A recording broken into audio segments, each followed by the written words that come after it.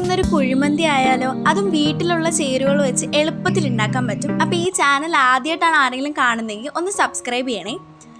1 kilo ചിക്കനാണ് ഞാനിവിടെ എടുത്തിട്ടുള്ളത്. സ്കിന്നില്ലാത്ത ചിക്കനാണ്. അതിലേക്ക് 2 ടീസ്പൂൺ കുരുമുളക് പൊടിയും 2 ടീസ്പൂൺ ജീരകപ്പൊടിയും ഇട്ട് കൊടുക്കാം.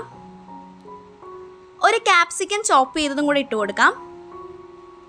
കൂടെ തന്നെ 3 ടേബിൾ സ്പൂൺ പുതിനയില ചോപ്പ് ചെയ്തതും അതുപോലെ 4 ടേബിൾ സ്പൂൺ മല്ലിയില ചോപ്പ് ചെയ്തതും കൂടെ ഇട്ട് കൊടുക്കാം. 1 ടീസ്പൂൺ ഗരം മസാല ഇട്ട് കൊടുക്കാം. കൂടെ തന്നെ 4 മാഗി ക്യൂബ് ഇട്ട് കൊടുക്കാം. മാഗി ക്യൂബിൽ ഉപ്പുള്ളതിനാൽ ഉപ്പ് സ്കിപ്പ് ചെയ്യാം.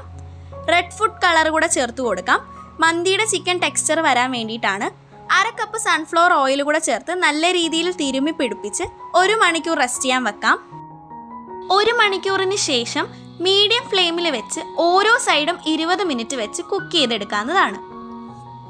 India gate basmati rice 4 cup വെള്ളത്തിൽ 1 മണിക്കൂർ കുതിരാനിടാം.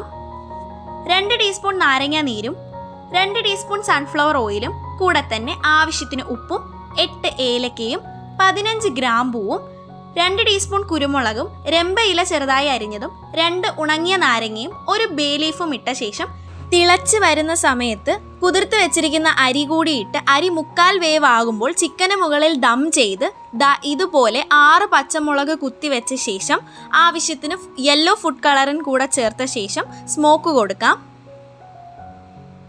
സ്മോക്ക് കൊടുത്ത ശേഷം അടച്ച് വെച്ച് ലോ ഫ്ലെയിമിൽ 5 മിനിറ്റ് വേവിച്ച ശേഷം 20 മിനിറ്റ് കഴിഞ്ഞ് മന്തി സെർവ് ചെയ്യാവുന്നതാണ്.